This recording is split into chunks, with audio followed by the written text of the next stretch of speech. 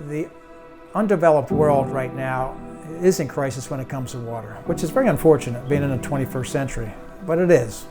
And there are just millions and millions of people without the ability to have a clean drink of water. And almost every one of these people are standing on ground that 100 feet below them is the answer to their problem.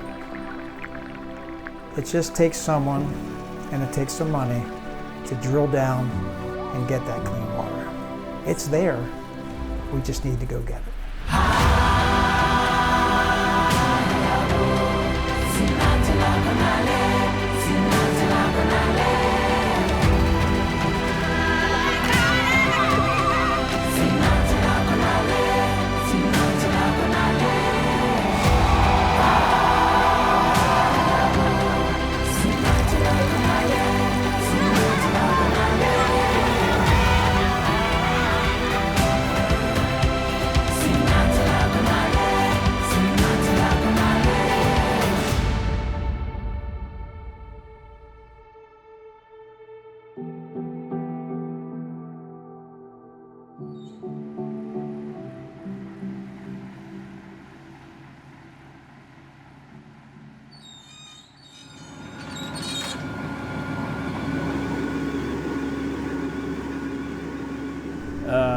I'm Kenny Wood. I'm a well driller, and I have a horse farm here that I race horses from. Well, there's a Caroline County man who's made a living providing water. Kenny Wood has been known as a prominent horse owner and successful well driller.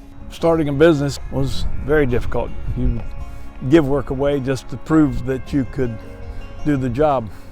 In 1968, Ken started his own drilling company after years learning the trade. And in the 1970s, he'd opened a local restaurant just to help pay the bills. I was cooking hamburgers every night and had a phone selling wells while I'm doing hamburgers and steak subs and all that. In the late 70s, Ken's drilling company started to take off. And in the 80s, his son Ben was drilling alongside him, running multiple drilling rigs while simultaneously building his passion for raising and racing horses. But after years of hard work building the business, 1996 brought other challenges. When I hit 53, I had my first heart attack, and I was absent for a while, and Ben had to take over then. And after I had another heart attack a couple years later,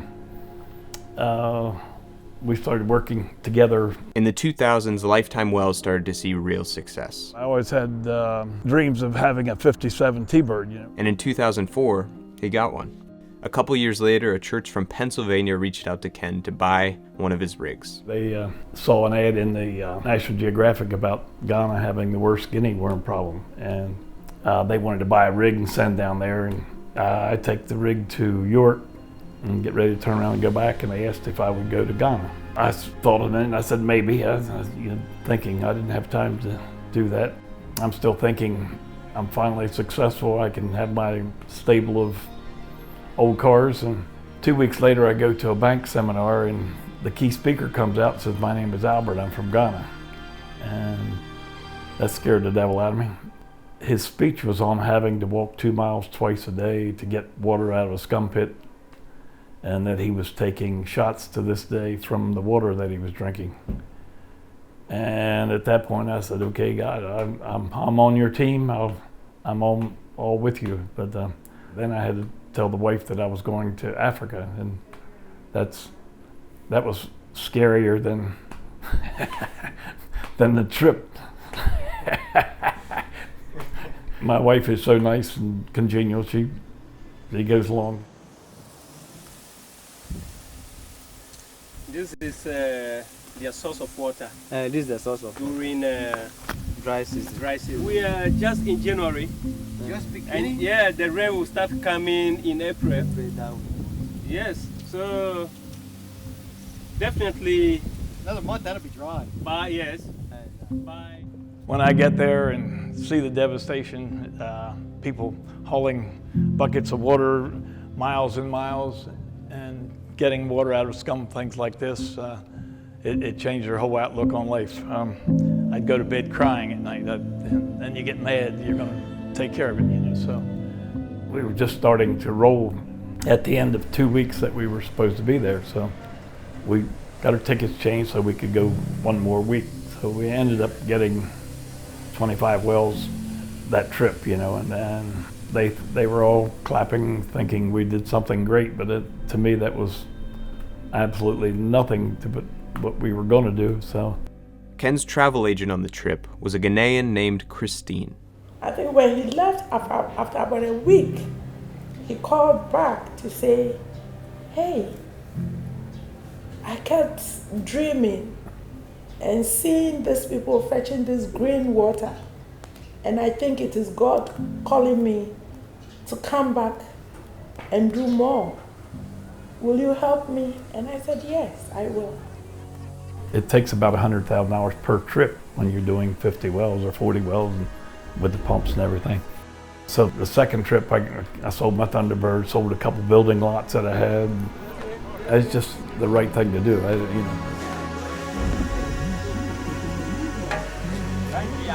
After drilling over 100 wells in less than a year in one of Ghana's southern districts, Ken was honored as a Ghanaian chief by the district's traditional council.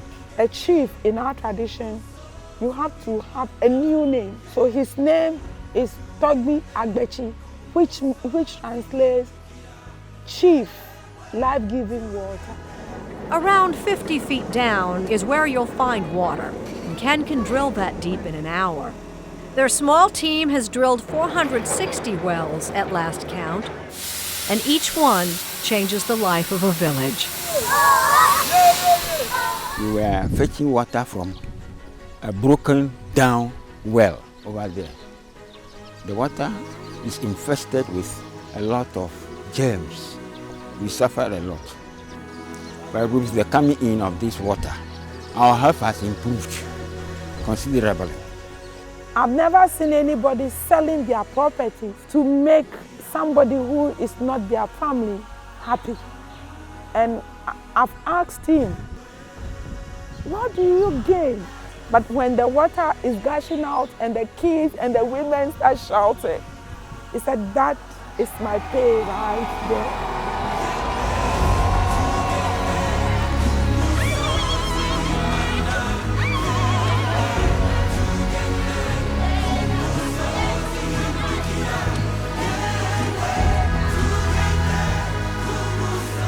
Bet you'll never guess where his funding comes from. Is he earned some money for the project? Yes, he's been a contributor. Yeah, he's a good boy, aren't you, Joey? We've had 5 horses make over 150,000. That's not coincidence. It's not my money. That does not happen. In the early days, Ken had a small group of donors, but most of the funding came from his own pocket. From the success of his drilling business at home, earnings through horse racing, and his own savings. I thought I had such a nice savings and retirement plan, and I said I'm not going to go over this much out of that plan. Now I'm down to this much. It's okay, it's all okay. I'm richer than I was then. By 2010, Ken had given access to clean water to tens of thousands, and Ghana officially eradicated the guinea worm, a devastating disease only transmitted through contaminated water. But there were still over 10 million people in Ghana lacking safe water. Worldwide, in 2010, diarrhea as a result of drinking unsafe water was causing an estimated 1,700 deaths a day of kids below the age of 5. There are several reasons why the developing world still has problems with something so basic as clean water.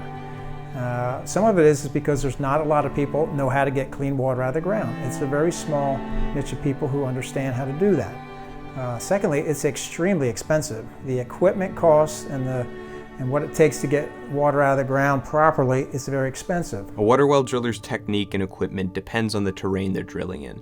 And with Ken's expertise as a sand driller and his sand rig, he could only go so far in northern Ghana's rocky terrain, an area where about 40% of its population relied on contaminated water.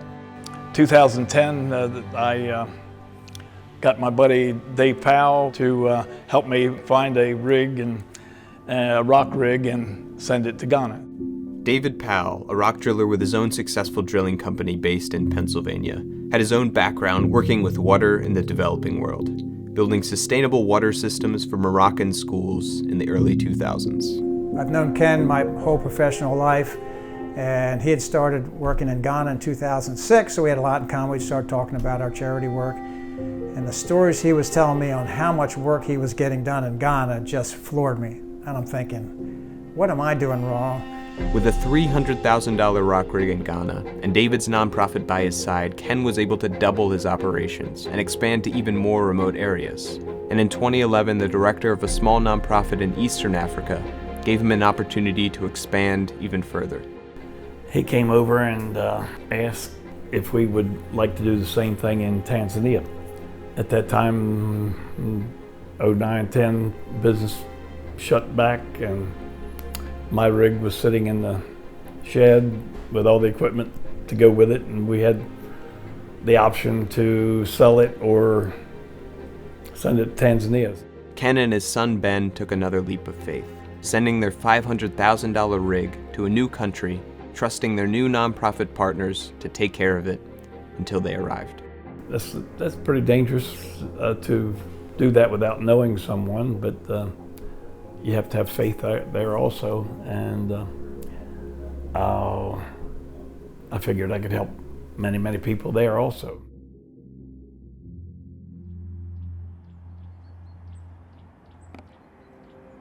Thankfully, Ken's rig arrived successfully. Soon, Ken was visiting Tanzania 3 months out of the year to drill, while David trained the team in Ghana to expand drilling in rocky terrain. And when Ken and David returned home to run their businesses, Christine continued managing the logistics and directing the Ghanaian drilling team full-time. We believe that if you give a gift to somebody and you don't tell the person how to use the gift, that gift can remain in its box. So we go that extra mile, educating the people on how to use it.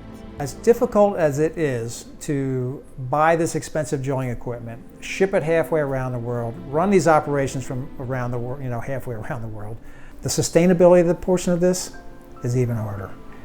Many remote areas where we work rely on subsistence farming. There's minimal access to education, sources of income, and their time is often spent on survival. So building trust and buy-in takes time. We talk to the districts, we find out about their needs, and they lead us to the communities that have the need. We've been training mechanics all over the areas we work, providing them with the tools and the knowledge and the parts to help take care of these wells. And we've instituted a WASAN committee, that's Water and Sanitation Committee, that is in charge of the water in the community. Water committees consist of a representative of the village's chief, as well as women in the village, those who bear the responsibility of collecting water. Committees care and save for the hand pump, and in some cases we're able to help committees mechanize their wells, expanding access of a single hand pump to a water tank that can serve surrounding villages. In the very, very beginning, the first trip, matter of fact, we drilled down and got salt water, and on the way out, the people were chasing the rig. They did not understand that we couldn't help them. And drilling deeper, you get saltier. Leaving a village without getting them water is very difficult. It took, I think, 10 years before we got a water line to them. Now they have spigots, but it stuck in the back of my mind all that time. In 2012, as drilling continued, we developed plans to mechanize a well in a village called Weta. And after the community laid miles of water line, that well now serves over 13,000 people across 8 villages. Yeah, she's so happy. She's so happy about the water. In 2014, Ken was part of buying an old horse for $37,000. A year later, it would go on to win 3 world records, and has now brought in over $1.5 million. All of that profit going back to wells. In 2017, after years working side by side, Ken and David co-founded Lifetime Wells International, combining their expertise and resources to fight to provide clean water. And together, in 2019, they drilled their 2,500th well. Clean water is one of the fundamental building blocks of communities taking another step out of poverty, getting kids into schools. We've seen businesses springing up, schools being built, access to good water has rippling effects on the life of people. Women will not go again to the river, but they will fetch it near. Access to clean water frees up time for families to cultivate crops, invest in education, and build healthier futures. As a result of our efforts, well over 1 million people now have that time and access. But in the countries we serve, there are still over 16 million people dependent on surface water. But our organization is just getting started. Lifetime Wells International was born out of the generosity of a single well driller. But we've built an organization backed by a community of dedicated donors all over the world, all supporting the mission of bringing clean water to communities in Ghana and Tanzania. There are much bigger charities around that do water projects, but there are a lot of charities who raise funds and then look for projects around the world to fund. Lifetime Wells is a totally different model. It's a very hands-on approach. We have 2 extremely experienced water drillers in David and Ken who support our local drilling crews, who are drilling with our own drilling rigs.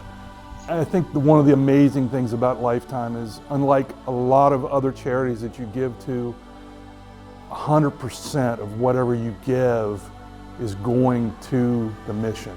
We want to invite you to join that mission. Our board of directors covers the overhead expenses of our charity, so a one-time donation or a monthly gift of a donor directly funds the cost of equipment and drilling materials. And with trained staff and our own equipment drilling year-round in-country, we're able to drill cost-efficient wells averaging at $3,500 per well, and our team is ready to expand. We have enough projects for 20 years to come, and for us, we're trying to catch up with the funding. We have the infrastructure in Ghana to double operations rather quickly. We just need the money for equipment. Join our community of donors across the globe to provide clean water to those who need it most.